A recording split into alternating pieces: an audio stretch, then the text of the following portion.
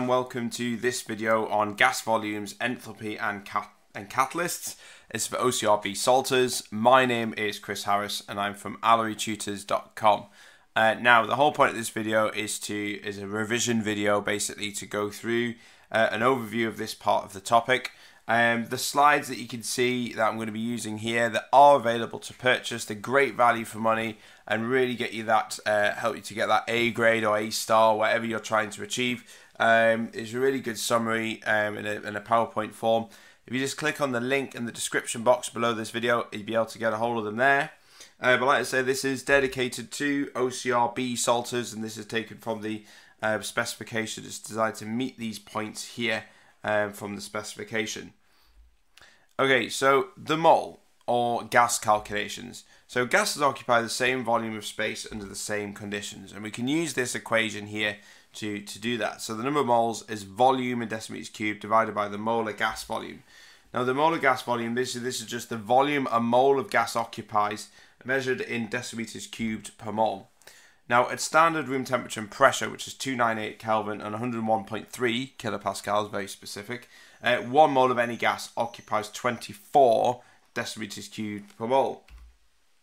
So for example, calculate the number of moles of a gas with a volume of 7.8 decimeters cubed at standard room temperature and pressure. So it's dead easy. All we do is you put the volume in, 7.8 decimeters cubed divided by 24, because that's at room temperature and pressure, and that tells us the number of moles of 0.325 moles.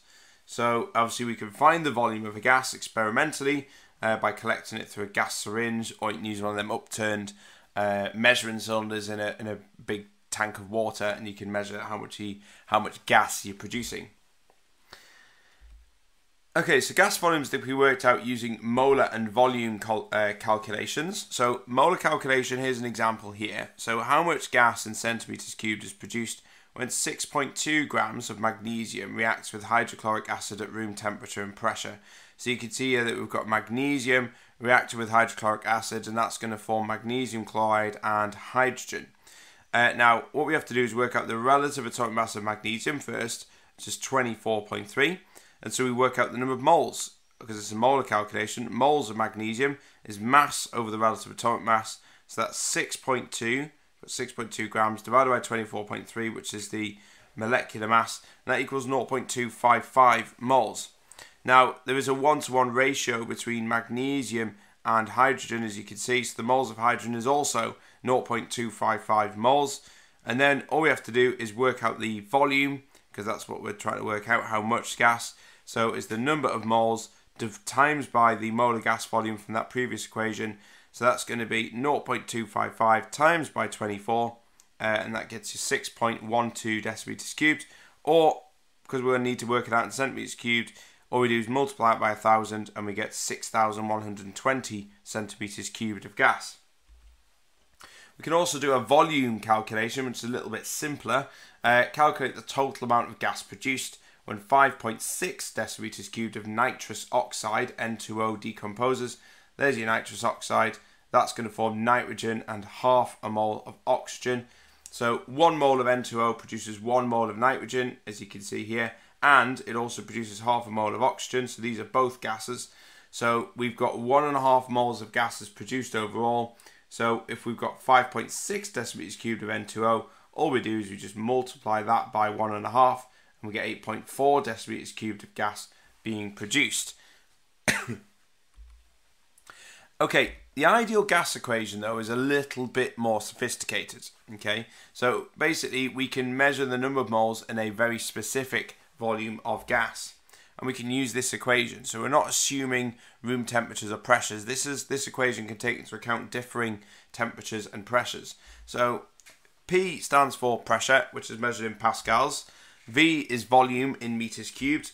N is the number of moles. R is the gas constant, which is 8.31 joules per Kelvin per mole. And T is temperature in Kelvin. You must know these as standard units for this equation. It's very important. So let's have a look at an example. So calculate the volume in centimeters cubed of 0.36 moles of a gas at 100 kilopascals and 298 Kelvin. Okay, so PV equals nRT, and we're going to rearrange that. Make sure you can rearrange it as well to give V equals nRT over P. So V is the number of moles, which is 0.36, that's fine. R is 8.31, that's fine. Temperature is 298, that's fine. Okay, we've got it there.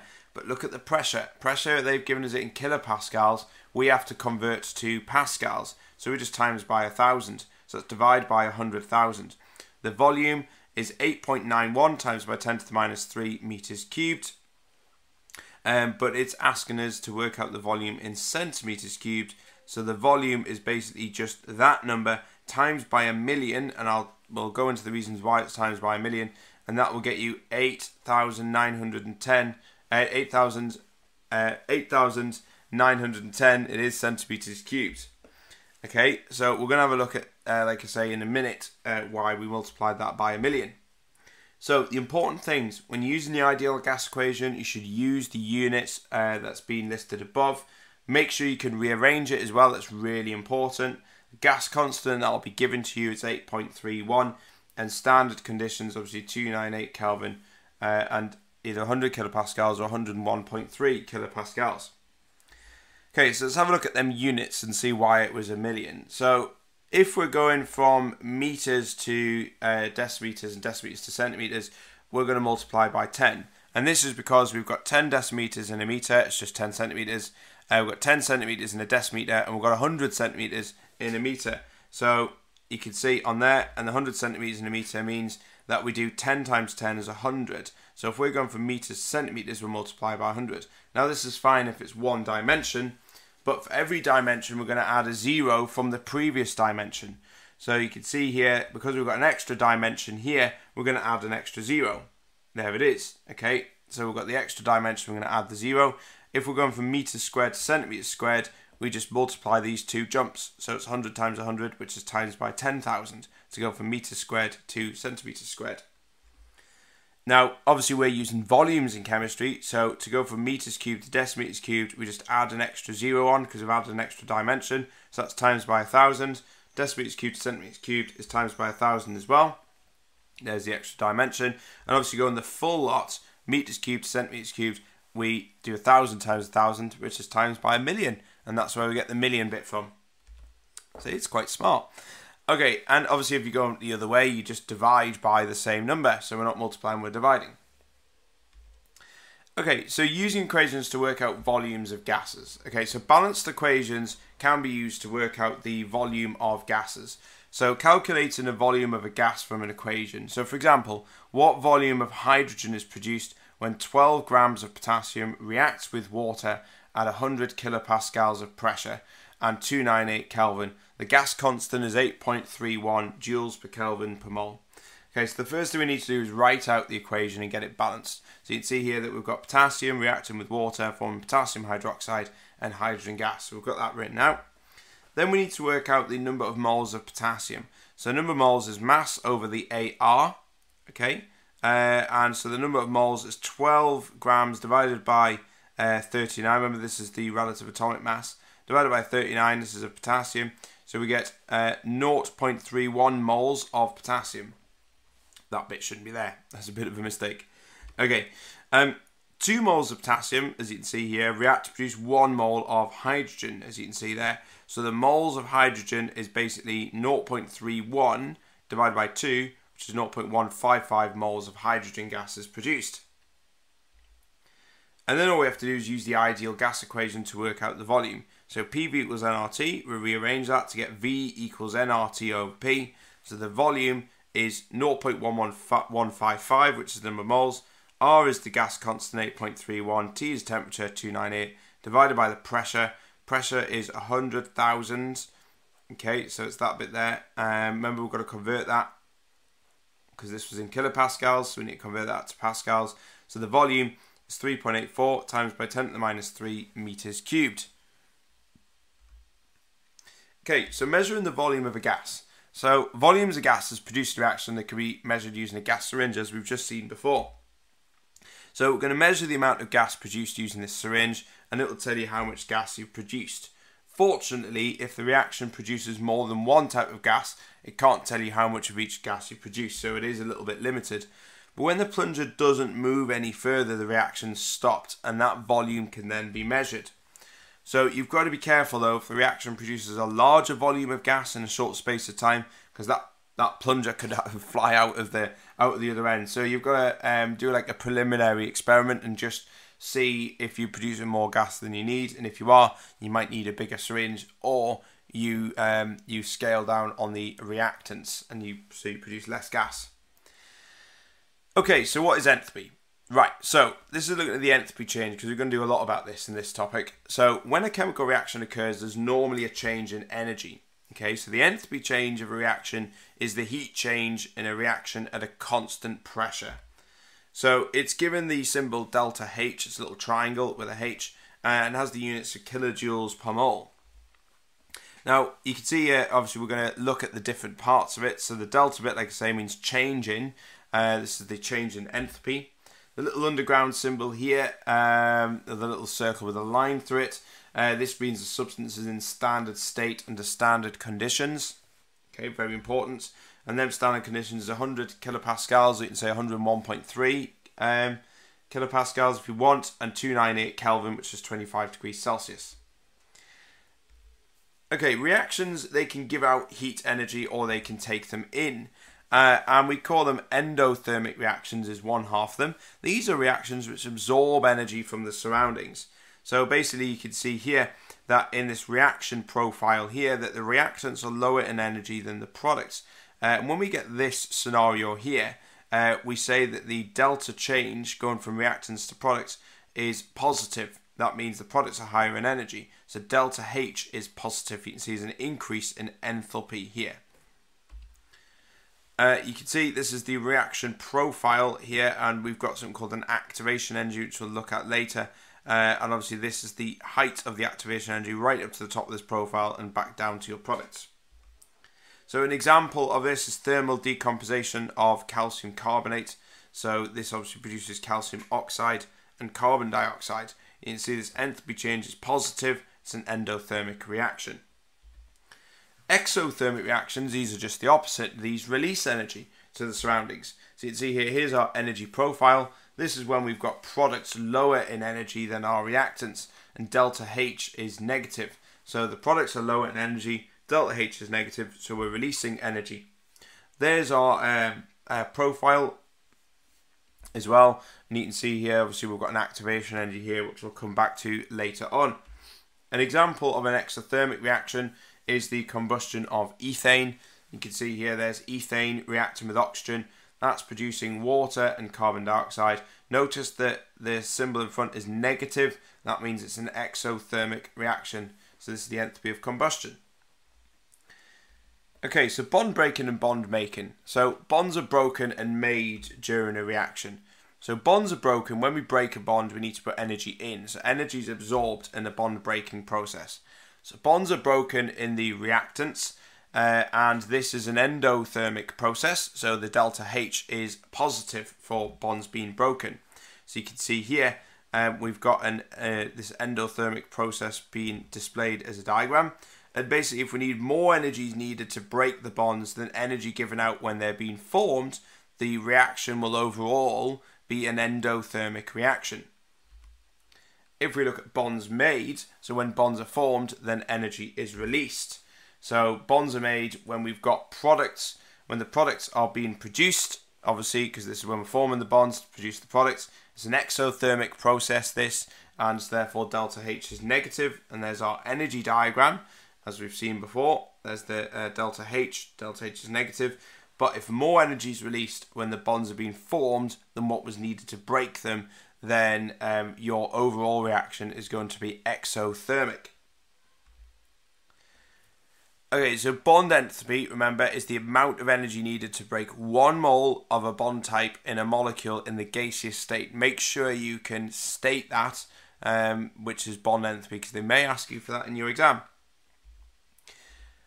Okay, bonds don't actually have, bonds of the same type don't actually have the same amount of energy, which may come as a bit of a surprise. So let's say we've got 4 CH bonds in methane, which is CH4. They've all got slightly different bond enthalpies, and the energy needed to break the first CH bond will be different to the energy needed to break the second CH bond, mainly because we're breaking it in a different atmosphere. If we've already broken one, then we're breaking another one, which is now a form of a carbocation. So we can measure the enthalpy of breaking all 4 bonds, and then we can just divide by 4 to get an average bond enthalpy of a CH bond. So, for example, the total is 1,662 kilojoules for 4 CH bonds to be broken in CH4. So the average bond enthalpy of a CH bond is 1662 divided by 4, and that gives 415.5 kilojoules per mole. So that's the average bond enthalpy. So the enthalpy changes using an average bond enthalpy. So we need to know how to do this as well. And here's the formula. Enthalpy change is the total energy needed to break the bonds minus the total energy released when we're forming the bonds. So let's have a look at an example. So calculate the energy change of combustion of methane. So this is methane reacting with oxygen, obviously burning it to produce carbon dioxide and water. You can see we've got our bonds here, and we've got our average bond enthalpy values here for each of the bonds.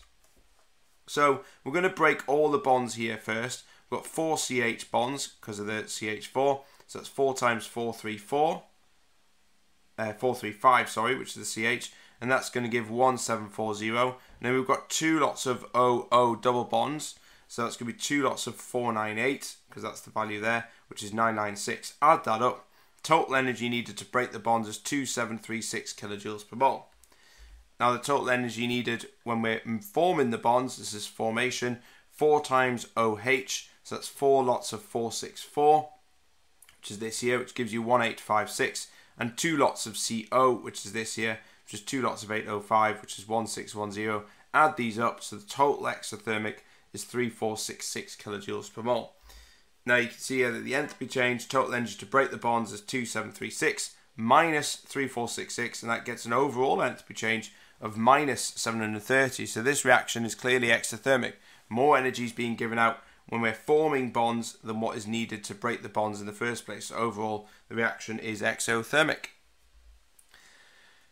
Okay, let's have a look at the bond enthalpy and see what obviously governs its strength. So it's linked with the length of the bond, and the shorter the bond, the higher the bond enthalpy. Okay, so in covalent molecules, there are forces of attraction, as you can see, being formed there, between the positive nuclei and the negative electrons being shared. Okay, so we've got the attractive force holding these things together.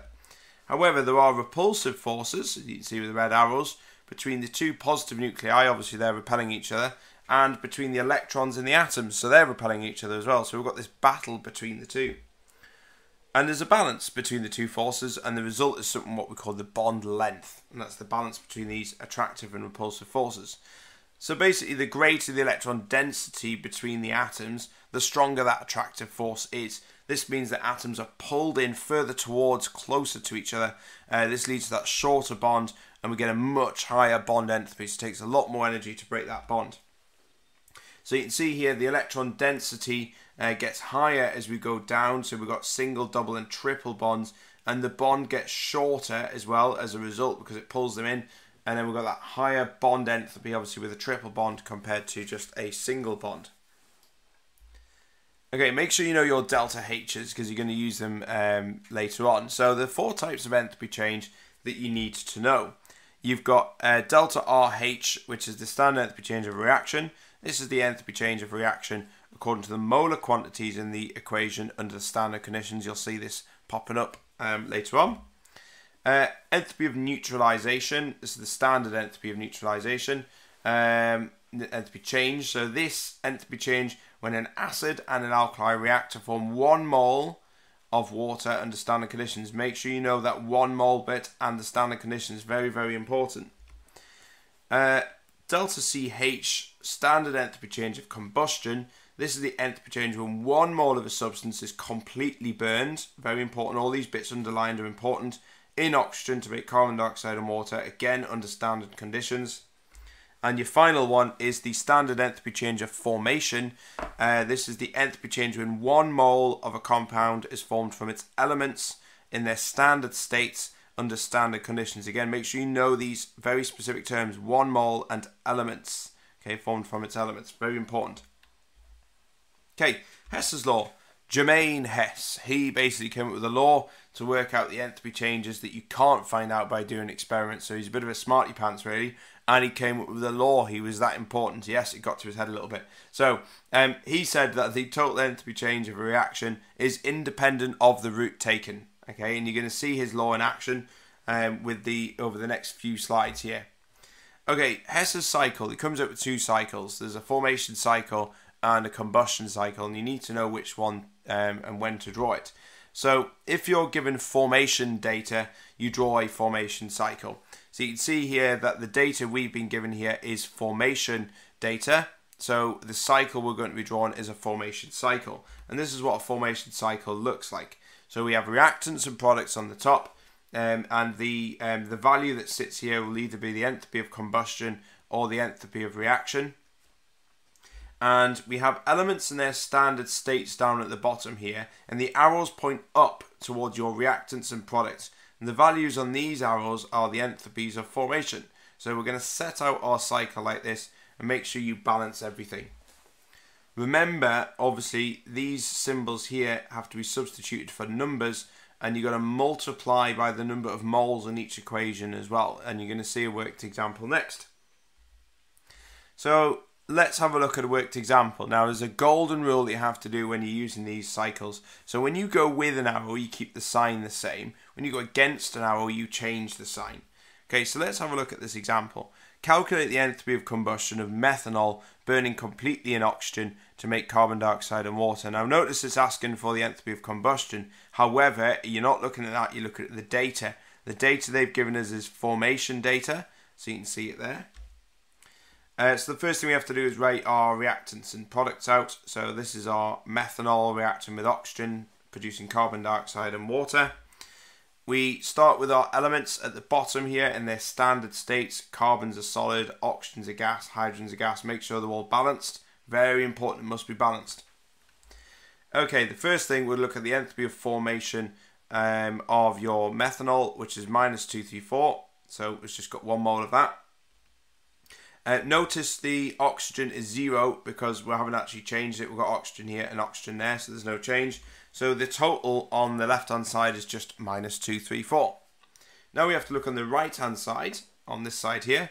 So we're going to look at the formation of carbon dioxide, which is -394. We're forming 1 mole of carbon dioxide.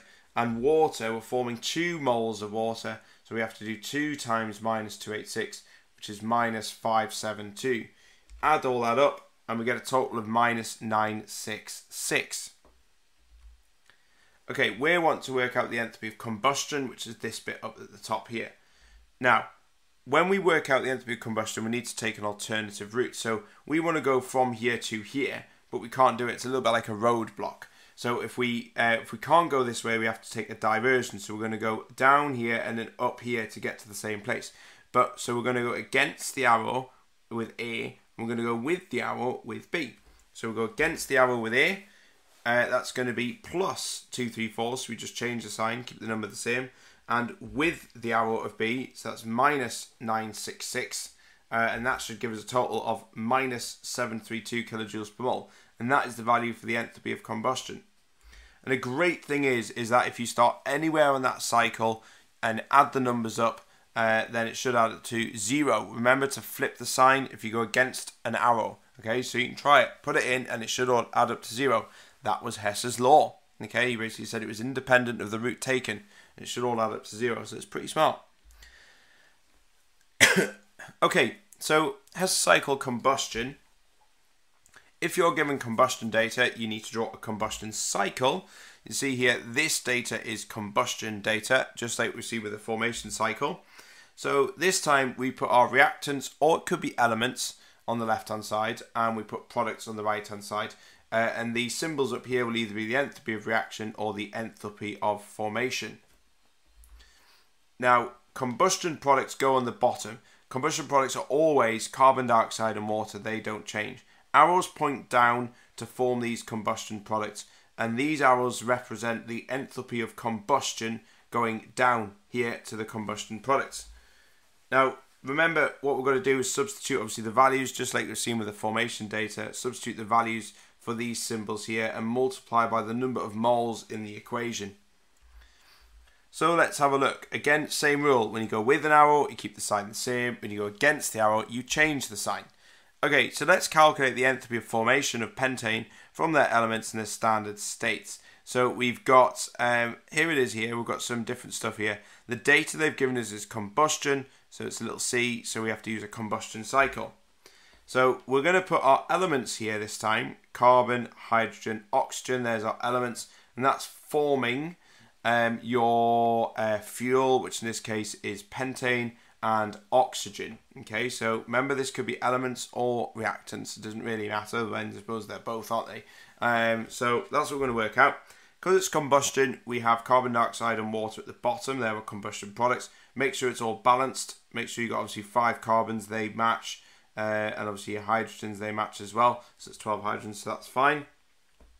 Your oxygens, we can effectively ignore these, to be honest, because we've got 8 oxygens there and 8 oxygens there, so we can ignore them, so we won't worry too much about them because they cancel out. Right, enthalpy of combustion, this time we're going to combust carbon, which is 5 lots of carbon, 5 times minus 394 is minus 1970, and the combustion of hydrogen is 6 times minus 286, as you can see there, is minus 1716. So the total on this side is minus 3686. On this side, we've got the enthalpy of combustion just of the fuel, which is 1 mole of that, so it's minus 3509. So the total is minus 3509.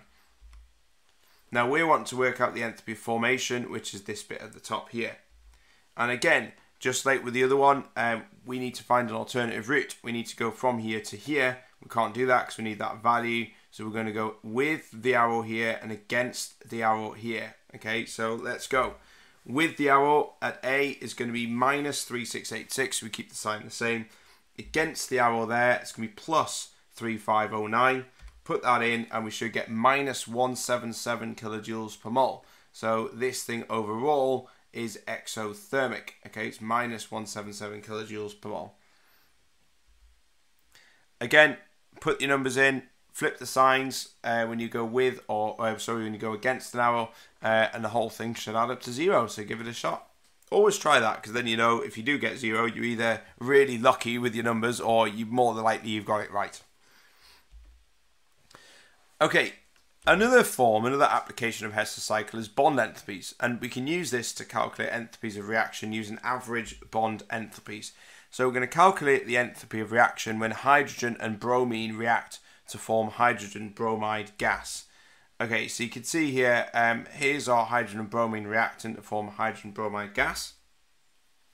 We're going to put the elements here, which is 2H and 2Cl at the bottom. This is a very special type of one when it's talking about bond enthalpies. Now, what we have to do is work out the energy change for breaking the Br2. That should be Br, not Cl. I've got a little bit carried away there. That should be Br before you start thinking bromine's turned to chlorine. Hang on, what's going on here? Yeah, that should be Br. So the Br-Br bond is obviously, this is going to be 193, so we're breaking it to form 2 lots of Br.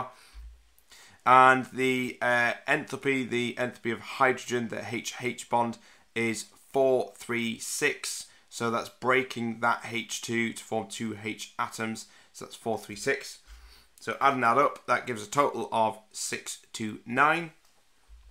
And then obviously going the other way, we've got 2 lots of HBr here. So we've got 2 of them bonds to break. So we're going to do 2 lots of 364. And we're going to get 728. And so the total on this side is going to be 728. Now we want to work out this bit here, the enthalpy of reaction. We want to work out this little bit up here. So again, to work that bit out, this bit, we want to go from here to here, but we can't do that. So we're going to go with the arrow here and against the arrow here. Okay, so with the arrow is 629. Against the arrow is minus 728, as you can see here, because we're going against it. And so that's going to give us a value of minus 99 kilojoules per mole, which is going to be this value here. Now, remember, This is for 2 moles of HBr, and we have to divide that by 2 to find out what it is for 1 mole of HBr. So the final answer is minus 99 divided by 2, which is minus 49.5 kilojoules per mole. Okay, so remember that last little bit there, because we've got forming 2 moles, so we want to know what 1 is. So that is the value of this one here. Okay, the enthalpy of reaction. Okay, calorimetry. So calorimetry is used to work out the enthalpy change of combustion. Okay, so basically we put a fuel burner underneath and it's burnt, and we're going to measure the temperature rise of a container of water. And generally we weigh the fuel before and after, and we work out basically the mass of fuel that was used to raise a specific amount of water by a specific temperature. So the energy from the fuel is transferred into the water, although some is lost through the surroundings. So obviously lids and things can help with that. There it is. It's placed in the top, prevents heat loss from escaping. We also put windshields down on the sides here to stop a draft from flickering that flame and heating the air around it. We want as much of that heat there to go into here, not heating the surroundings, but sometimes that can't be helped. And the energy transferred can be calculated using Q equals MC delta T, and we'll see that in a minute. Basically, obviously we can go further and we work out the enthalpy as well, and we'll look at loads of examples to do that as well. Okay, so let's have a look. So we're going to work out the energy from a calorimetry experiment. So it's this experiment here. So the Q bit is the energy lost or gained, and this is measured in joules. M is the mass of water or the solution in grams. C is the specific heat capacity of water, which is 4.18 joules per gram per Kelvin, and delta T is the temperature change, and obviously that's measured in Kelvin.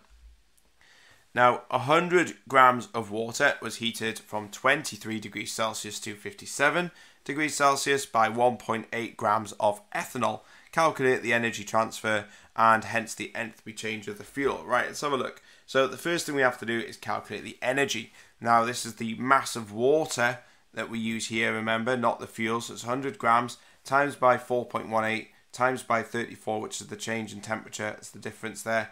So the energy change here is 14,212 joules, or 14.212 kilojoules.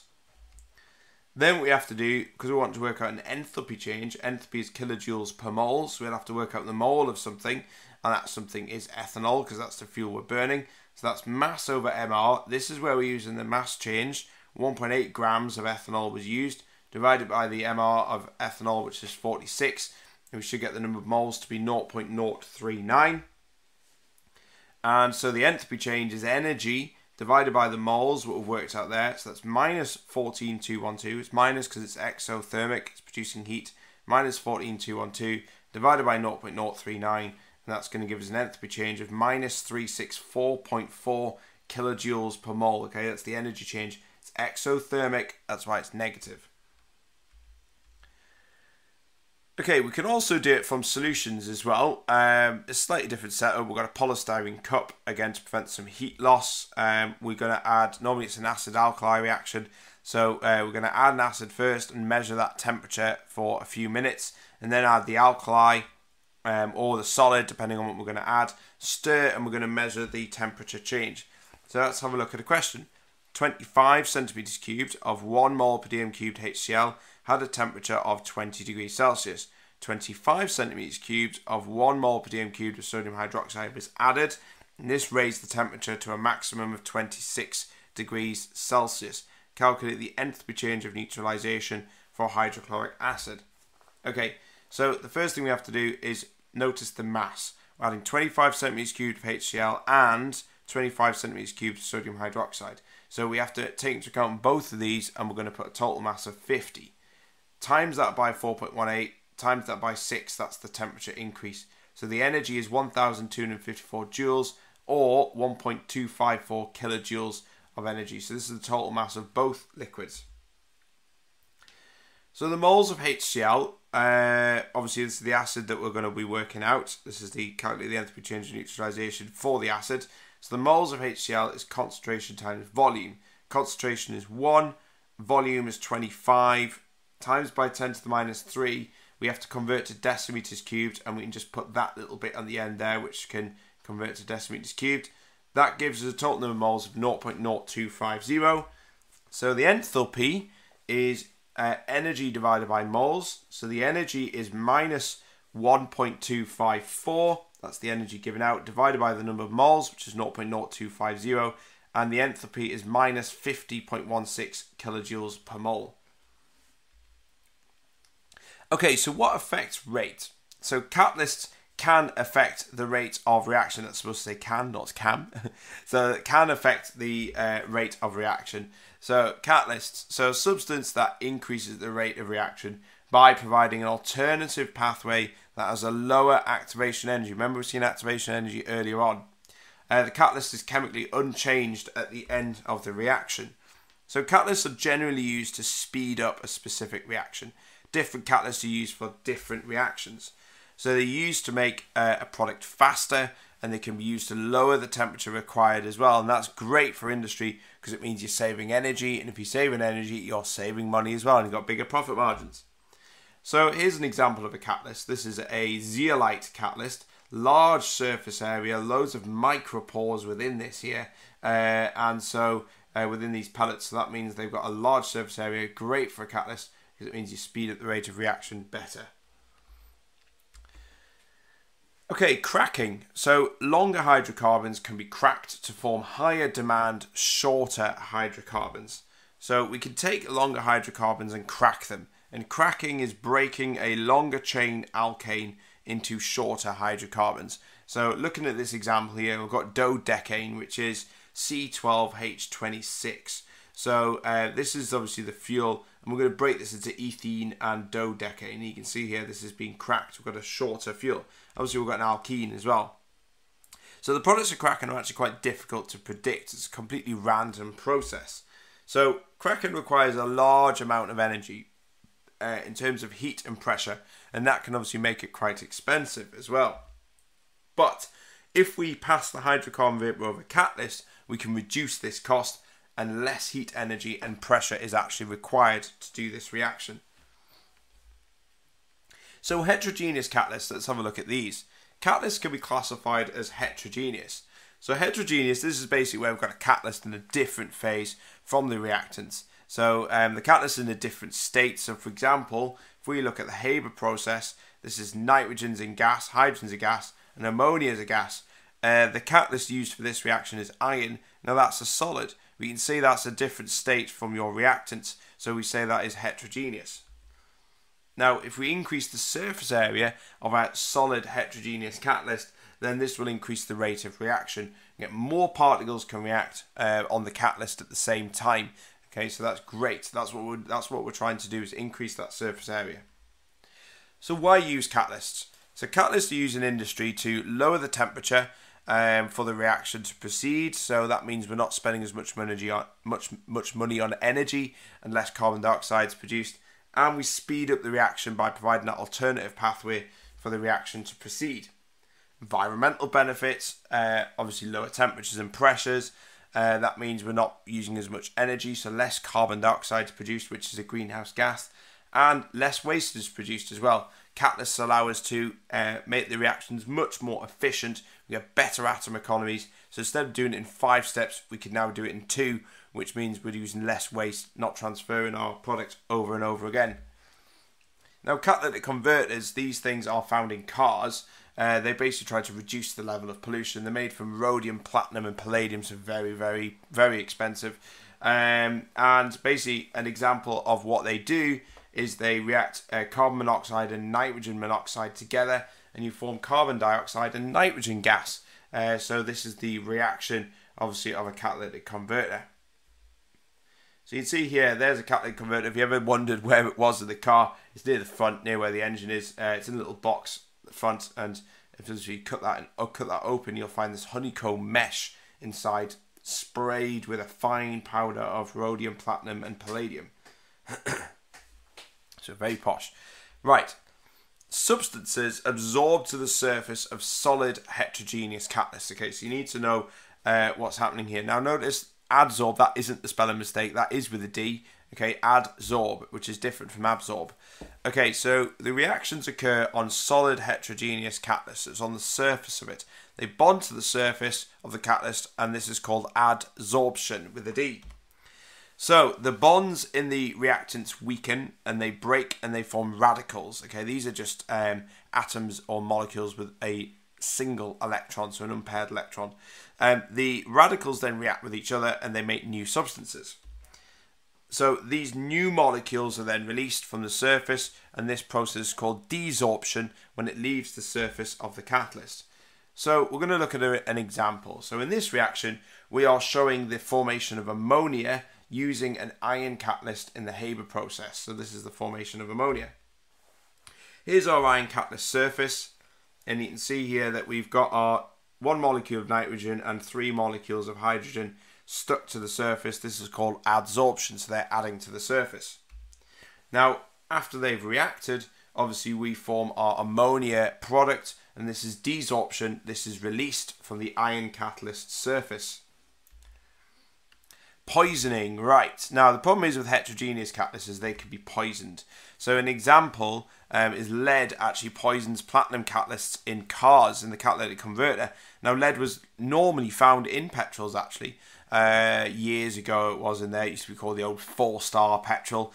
But it's no longer used now. You see the word unleaded, which is basically petrol. It's the green one. And unleaded means it's got no lead in it, pretty much, because they used to put lead in petrol. But obviously it poisons that catalyst, so it reduced the efficiency of the catalyst, and it wasn't particularly very good. So the poison actually, this is how it works, and the poison actually adsorbs to the surface of the catalyst better than the reactant can. And obviously we're going to have a look at this diagram, and you can see big blobs of poison, which is the lead, taking up space on the catalyst and obviously preventing it from working efficiently. So there it is there, look. There you go, and obviously the oxygen can't bind and the carbon monoxide can't bind. It hits off the lead and that just flies straight out of the back of the exhaust, and carbon monoxide isn't very good really. So lead is using up this space and it won't move, it won't desorb either. So that's poisoned the catalyst. There's less surface now for the reactions to happen on. And that's it. That's your summary of gas volumes, enthalpy and catalysts. Please show your support for this channel. All the videos on here are all free, and really all I ask in return is that you just subscribe to the channel. It doesn't cost anything whatsoever. So if you click on the circle in the middle there, and you can subscribe to the channel. And just a reminder as well that if you want these slides, they're really great value for money. You know, will help you to get that A or A star in chemistry. If you just click on the link in the description box, you'll be able to purchase them there. But that's it for now. Bye bye.